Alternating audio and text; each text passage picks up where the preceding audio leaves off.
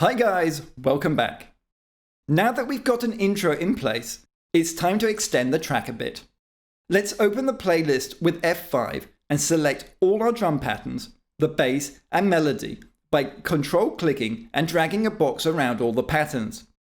If you miss any, you can hold down Ctrl and Shift and click on a pattern to add it to the current selection.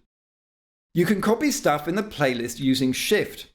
Release any keys if you are still holding them down, and then hold down Shift. Click on one of the patterns and drag the patterns to the right so they repeat again. You can let go of Shift once you've clicked on the pattern. If you keep holding it down, the pattern will be locked to the current lane and can only be moved left or right, not up or down. Let's extend our drums a bit further. Select just the drum patterns by control-clicking. Hold Shift and drag all 8 bars to the end of the track. Let's add some claps to this new section. Hit F4, call the new pattern Claps, and give it a colour. I'd suggest at least putting claps on the 2 and the 4 where the snare is playing. I'm going to add a couple of additional hits to spice things up. Let's add this pattern to the playlist. Hit F5. Right-click on the bass channel and hit I to insert a new track. This will let us place the claps pattern directly beneath the drums pattern in the playlist. Add the clap pattern to the new section. Remember that you can simply click and drag to paint patterns if you are in brush mode. That's the B shortcut. Let's create a new baseline pattern for this section. If you are using the trial version, add a new pattern with F4 and copy the notes from the previous bass pattern and add it to the playlist like we did with the drums earlier. The rest of us can simply clone the bass pattern. My preferred way of doing this is to copy the pattern I want to duplicate and then select Make Unique from the Patterns menu.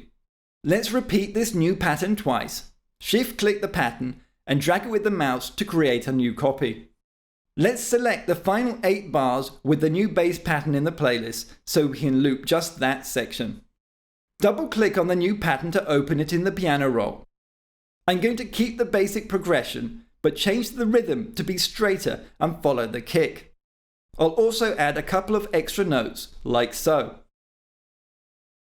We should probably also add a melody to this new section. Add a new pattern with F4 and call it Melody 2. Add the pattern to the playlist twice. Switch to the channel rack, make sure the lead instrument is selected, and hit F7 to open the piano roll. I'm going to add a simple motif this time. As well as entering some notes, I'm also going to change their volume a bit to add some groove. The little bars at the bottom of the piano roll show you how loud each note is. This is called velocity. I'm going to set the notes on the main beats, the thicker grid lines, to be a bit louder than the other notes. This will help accent the beat. Okay, time to press play and listen to what we have.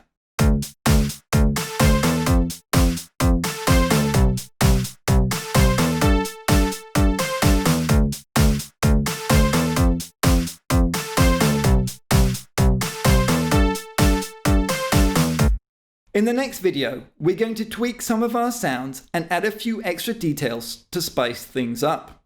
In the meantime, you might want to go and edit the velocities in some of the other patterns so that they are less static. When you're done, I'll see you in the next video.